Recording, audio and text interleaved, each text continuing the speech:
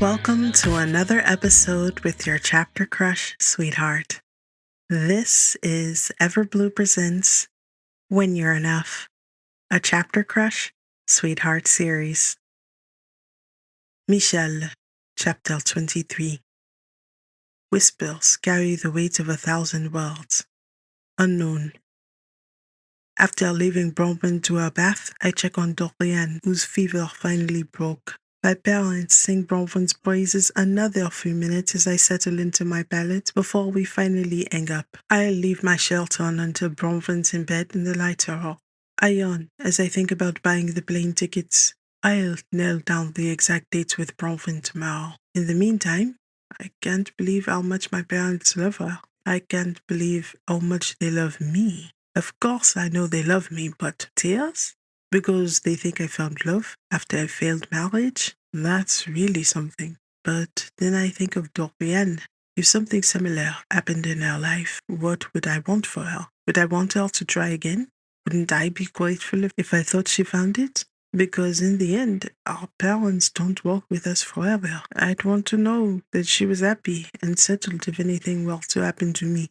I'm instantly filled with gratitude for my parents, who clearly had not stopped praying that I find happiness, even if I had given up. And now, I thoughtfully. If it were Yvette in the same situation, she would have cursed me for not getting my parents off the phone fast enough. Talk and laugh when she was covered in flour? She'd be more likely to run me over with my own car, trying to get away. How can Bronwyn be so different from other women? I smirk as my mind drifts back to the little impish woman in the bathroom. Wait a minute. How long has it been? I look at my phone and my brows rise. A little over an hour. I know I don't know her bath schedule, but that's excessive for a bath, isn't it? Crossing to the door, I stand outside for a minute. Silence. I tap on the door and clear my throat. Hey, Bronwyn, do you need anything before I go to sleep? Nothing. She could be in the toilet, but something's telling me it's too still. I knock again. I'm not peeking, but I'm just checking on you. Opening the door, I only hear the slow drip from the faucet hitting water. Bronwyn? I stick my head in the bathroom, opening my eyes to the barest squint to see she's slouched over the side of the bathtub. Bronwyn! I exclaim, all thoughts of propriety fleeing as I open my eyes. She's facing away from me, and when I shake her, she's cool to the touch, but she's responsive. Barely. Grabbing a towel, I step close to the tub, gripping her arms. Bronwyn, can you hear me? I'm nearly weak with relief as I toss a few towels on the floor. Zut. I hate to think what would have happened if she slipped forward or backward instead of sideways. Bronwyn, I'm going to lift you out of the tub. Did you have anything today? Are you feeling sick, sweetheart? I'm so cold. As I drape a large towel over her and lift her out of the tub, she begins violently shivering. I need you to wake up, Dove, I say, briskly drying her while maintaining as much of her privacy as possible. My eye is purely clinical as I try to diagnose what's wrong. Bronwyn, I tap her cheeks, and when she groans in response, I ask, did you take anything tonight? Well, you feeling sick before you came home. Though her teeth are chattering, she tries to talk. Sick. I'm sick. Okay, I'm going to get you in bed to warm you up, okay, love? Lifting her, I carry her to the linen closet, pull out a couple of blankets, and bring them to the bed.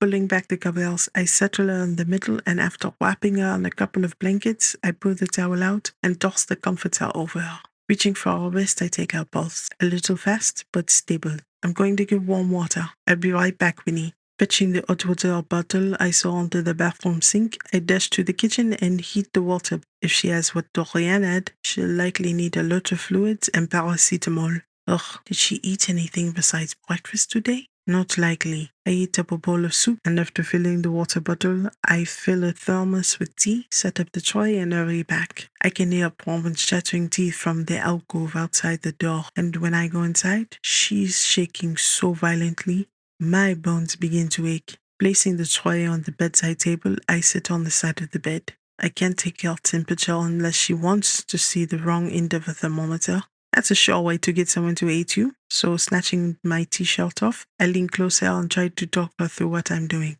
Your body temperature is too low, Winnie, so I'm going to pick you up now. I'm going to move your blankets a bit so that we're chest to chest and lay down with you on top of me. Don't worry, I'm not going to look at anything and I won't charge you for this. Bonus, if I get sick tomorrow, I also give you my full permission to do chest to chest resuscitation. There.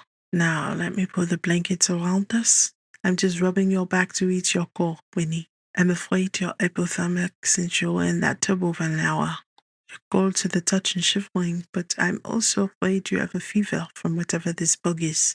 I can't take your temperature the regular way if you're hypothermic, and I don't think you'll ever look me in the eye again if you get a rectal thermometer, so here's hoping for the best. Soon her teeth aren't chattering as much as they were, and her body is shaking in waves rather than uncontrollably.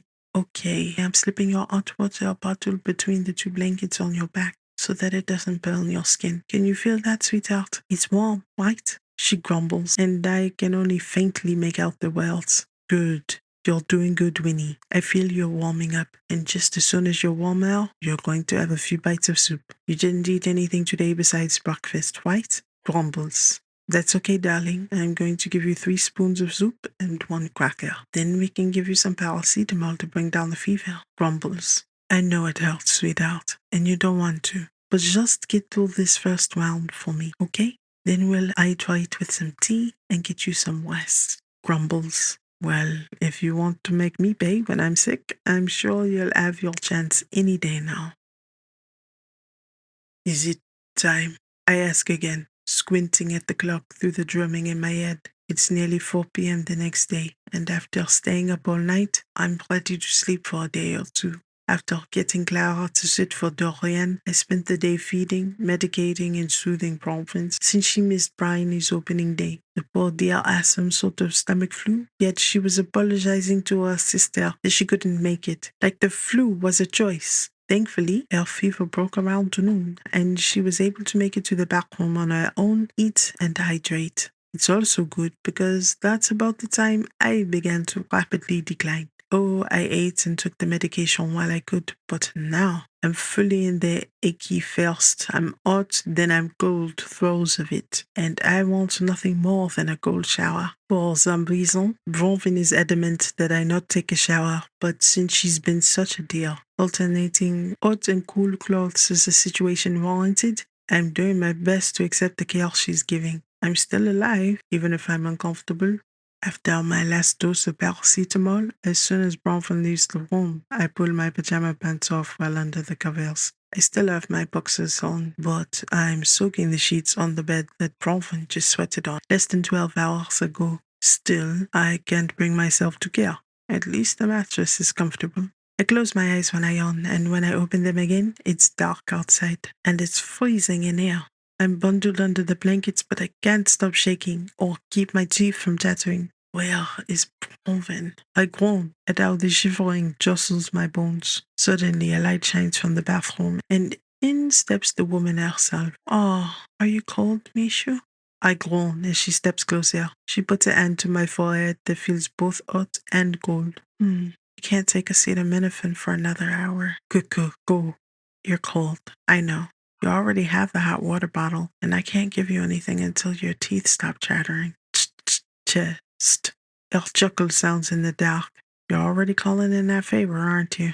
I groan, trying to hold my knees to my chest. Take it easy, she whispers as the covers slide back and indescribable warmth settles over me. As the warmth works its way into my chest, I wait for the chattering to stop as she continues speaking. You're like a baby who needs his bottle. This is the 3rd time today. I'm not sure how often you did this for me, but it feels disproportionate. That's because I just laid until you the whole time, feeding you everything from my chest. Of all the ungrateful, I groan, and when her hand covers my lips, it feels warm. It's going to be okay, Mishu. I'm here. As long as you need me, I'm here.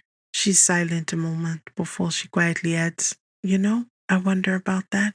I wonder if I make myself disposable in people's lives because I'm always willing to be there for as long as they need me. But never does anyone say, I'll be here for you, Bronwyn, as long as you need me. You're actually the first, Michel. I'm starting to warm up, but with that comes the strong urge to sleep. Still, I try to fight it so that I can hear what she has to say.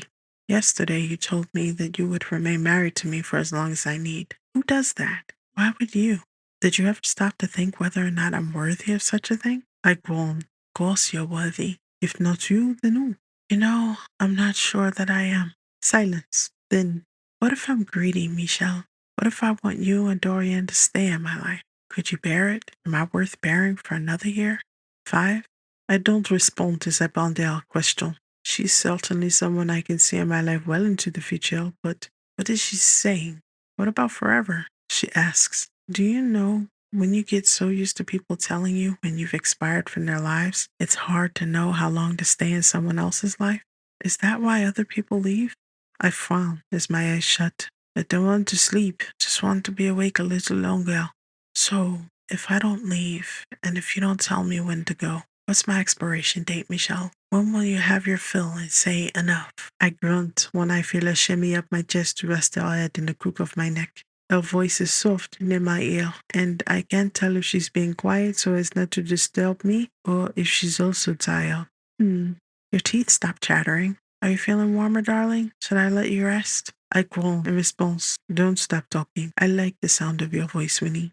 You can talk to me all night. I won't get tired of it. She chuckles and snuggles closer. With a groan and great effort, I wrap my arms around her to hold her in place. I'm sure I must smell by now, but she doesn't make any comments about that. Everyone gets tired at some point, she sighs. Wouldn't it be something if we don't? Several moments go by in silence, and the cloud of darkness is quickly taking me down when I feel a breath tickle my ear.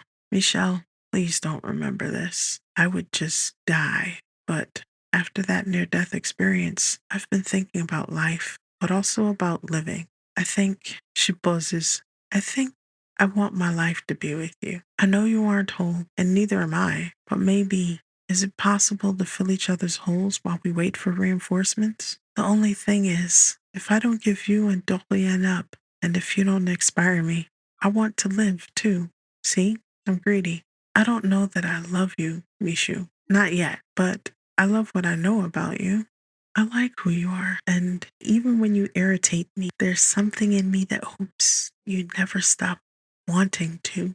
So if you'll let me make a life with you, would you consider letting me live too? Even if I can't have your love, maybe I could have your children. Their love would be enough. They could have your courage, your intelligence, maybe my kindness and love of music. And the way you love Dorian, you would love them too. Maybe that would be the only way I could ever share love with you, Mishu. And maybe, she sighs, maybe it should just be a dream that whispers a sweet nothing in your ear and flies away. It's barely been a month and a half. Maybe I'm just a woman who can't tell the difference between genuine interest and affection, so you'll forgive me, right? Disposable people just aren't around long enough to know the difference. But just know, Mishu, no matter what your past experience has told you, you aren't disposable. Not to me, not to Dorian, not to those who really know and love you. A tear slips down my cheek at the tender request this woman just quietly submitted to me. It's my first and only love confession, and I don't know if I'll ever recover. At this point, I think we should just give up. How can I end up under or on top of you for 4 out of 7 days? Yet here we are. I blink against the bright light of day as the weight on top of me keeps buzzing against my skin. I close my eyes against the curtain in my head. I don't think friends are supposed to wake up in these positions. And I have the further awkward duty to tell you we're married friends. Is that why this is okay? Or does it make it less okay? A pause. Michel, are you awake? My eyes open. Wait, is she still pressed against me from last night? Zut. Oof, you are awake. Good morning. Do you think you can let me up now? Honestly, how can a person's limbs be so heavy? Limbs. My arms are around her, but oh. Unlocking my legs from around hers, I glance down to find her eyes sparkling up at me from my chest. Good morning, Winnie. I grate out. I'm so sorry. She begins to stretch, and I automatically reach for her hips in an attempt to fling her off. Can you just get off? Wait! She shrieks as our skin begins to separate. She grabs my shoulder as she uncles down. I swallow. Hard. Count backwards. You have to close your eyes first, Michel. I promptly comply. Okay, done. Can you get off now? I grit out. Please. She doesn't move. I take a shallow breath, afraid to move an inch. Winnie. Shh, she whispers, but she doesn't budge. Winnie, please. If you don't move, I'll have to do something that at least one of us will sincerely regret. Please, she whispers, her voice pleading. No, that's it. I sit up, and as the covers fall from her shoulders, a sweet voice drifts over us. Papa? Gift, Mama? Are you playing?